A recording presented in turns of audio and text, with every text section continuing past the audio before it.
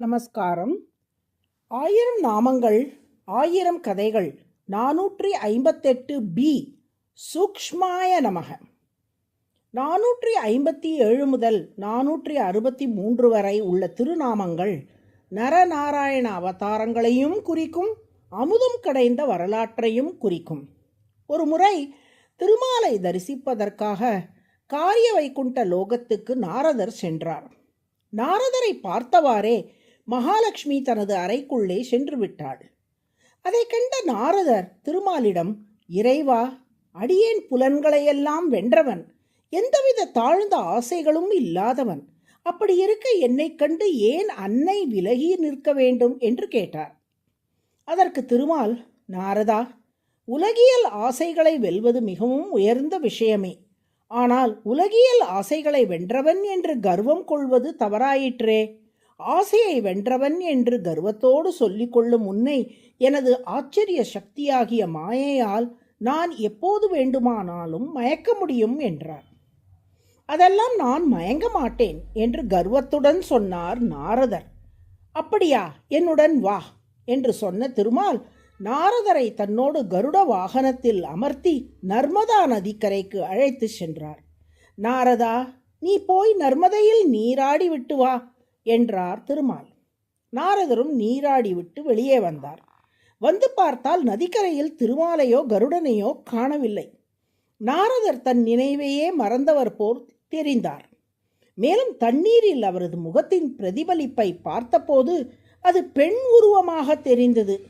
நாராயணனின் மாயையால் இப்போது நாரதர் பெண்ணாக மாறிவிட்டார்.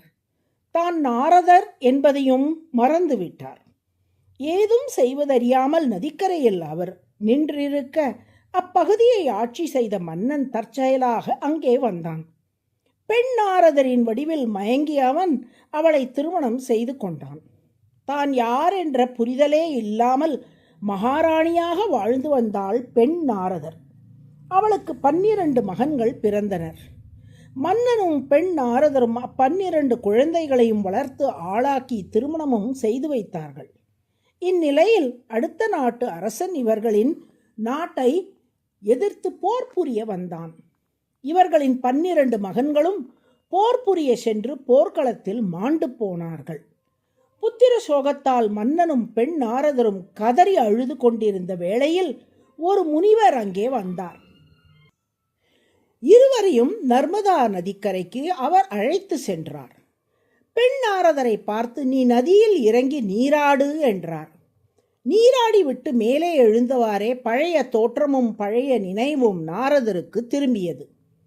நாரதரை வியப்புடன் பார்த்த மன்னனிடம் முனிவர், மன்னா, நீ உன் மனைவியை எந்த இடத்தில் பார்த்தாயோ அதே இடத்தில் இப்போது பிரிகிறாய். நீ பல பல பிறவிகள் எடுத்துவிட்டாய்.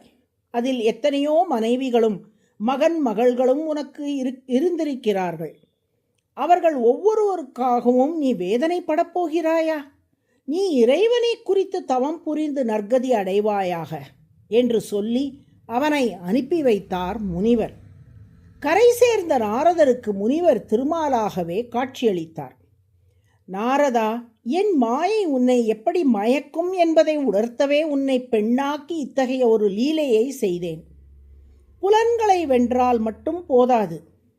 நான் வென்றேன் என்ற கர்வத்தை விடுத்து இறைவன் அருளால் புலன்கள் வசப்பட்டன என்று சொல்லும் பணிவும் வரவேண்டும். இதை உனக்கு உணர்த்தவே நானும் திருமகளும் சேர்ந்து இந்த லீலையை செய்தோம். நீயும் மயங்கிவிட்டாய் என்றார் திருமால். அப்போது நாரதர், இறைவா, நான் என்ற கர்வம் கொள்வதும் அசுரத்தன்மைகளுள் ஒன்று. அசுரத்தன்மை கொண்டவர்கள் உன் மாயையில் சிக்கிக் கொள்ளுகிறார்கள். அவர்களால் உன்னை அறிய முடியாது. என் மனதில் அசுரத்தன்மை எழுந்ததால் அடியேனும் உன்னை மறந்தேன், என்னையும் மறந்தேன், மன்னித்தருளுக என்று வேண்டினார்.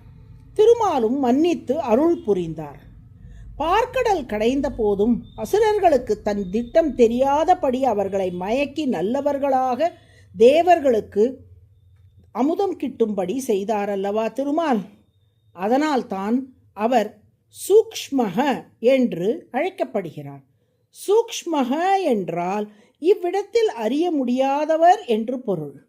அசுரர்களால் அறிய முடியாத சிந்தனை கொண்டதால் அமுதம் தந்த திருமால் சூக்ஷ்மக என்று அழைக்கப்படுகிறார்.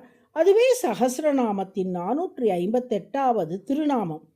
சூக்ஷ்மாய நமக என்று தினமும் சொல்லி வந்தால் கர்வம் போன்ற தீய குணங்களுக்கு நாம் வசப்படாமல் இருக்க திருமால் அருள் புரிவார். நாராயண நாராயண.